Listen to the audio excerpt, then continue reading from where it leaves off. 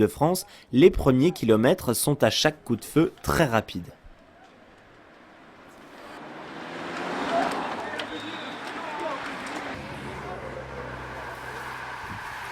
Au sein des 180 coureurs au départ, on a le Centre mondial de l'UCI, une équipe qui forme et qui permet de développer le cyclisme, comme par exemple sur le continent africain.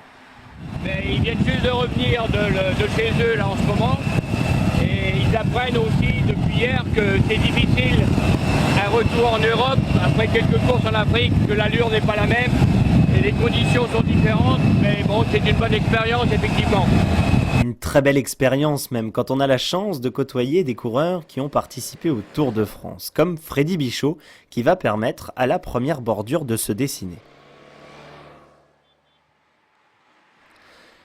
La pluie va refaire son apparition, mais n'empêchera pas une quinzaine de coureurs de prendre le large, dont la plupart étaient déjà au commandement dans les 2 premières manches. 2 coureurs pro seulement, Julien Gay et Nicolas Rousseau, accompagnés par Thévenot, Simon, Bichot, Denis, Arbonnier, Olejnik, Youssef Reguigui et Daniel Teclé-Amanot du Centre mondial de l'UCI, Techen, Bonnet, Martinez, Rodriguez et le vainqueur du Cristal Energy, Renaud Pioli. Cependant, aux alentours de Prissac, tout rentrera dans l'ordre.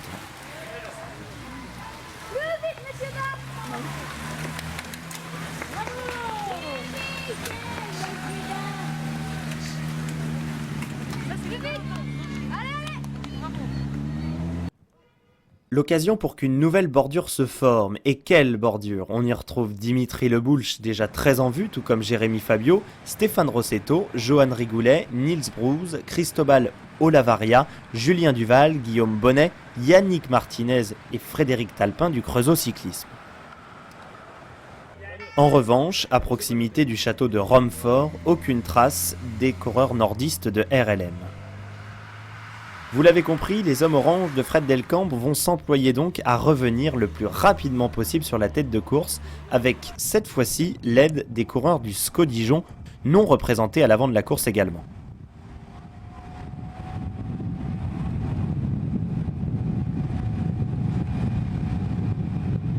À proximité de la ville de Leblanc, on a enfin le mélange éclectique que l'on attendait, enfin presque, car un contre rentrera dans les 20 derniers kilomètres.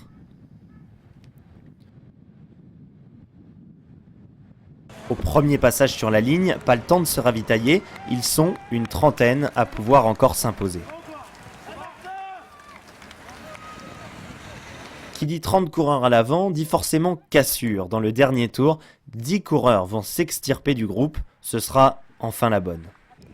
Gracio, Olas, le Chilien Mansilla, Beran l'Érythréen, Jacquin et Tominet, les 2 seuls à représenter la même équipe à l'avant, où l'on y retrouve Breterche, Lampérière, Patou et une nouvelle fois Mathieu Techen.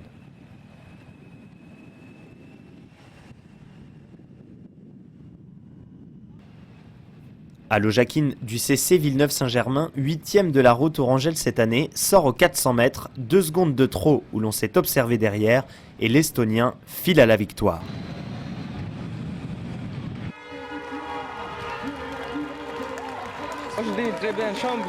Mon direct sportif qui tire avant course. Chez moi, j'ai aujourd'hui pas attaqué, juste resté peloton.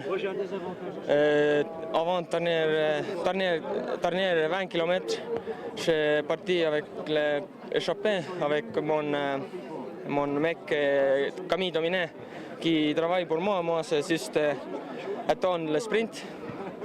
Et dernier circuit, j'ai 1 km avant de ligne, j'ai attaqué tout seul et c'est voilà. Clément Koretsky, l'un des meilleurs espoirs de sa génération, remporte le général du Challenge d'Or, mais garde tout de même la tête